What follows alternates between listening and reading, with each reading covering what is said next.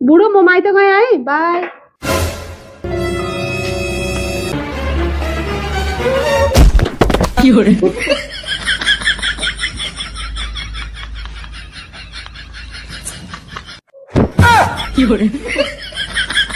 माइत जाने होला अलि चटक्क परेर जाने हो साडी साडी लाएर कति राम्रो देखियो मान्छे हाँसेर उज्यालो कपडा धोएर उज्यालो थाहा छैन त्यति पनि बालहरू कस्तो नि बाल यस्तो बालले जाँदा माइत के भन्छन् गाउँको मान्छे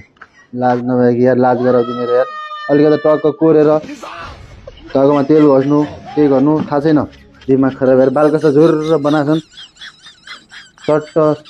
भनेर जाने हो माइत जाने त भइगयो यार तर जङ्गलको घाँस काट्न गए जान ए हुर्र आम फाल्टी दसैँ आएको सबै साली आन्ने उताबाट अर्को साली आली साडु भाइ आन्न सबै आन्न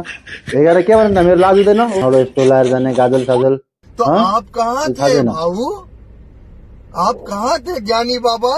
अहिले त कति राम्रो देखि आहा सिन्दुर पनि हाले होइन माइत जाने अरे हेर्न ओ थोरै सिन्दुर हाल्नुपर्छ ट्याक्क अहिले भएन चट्ट हेर त आहा फलाना जोइ आयो है भन न गाउँमा ल ब्याग लगा ल भाडा गरे 500 रुपैयाँ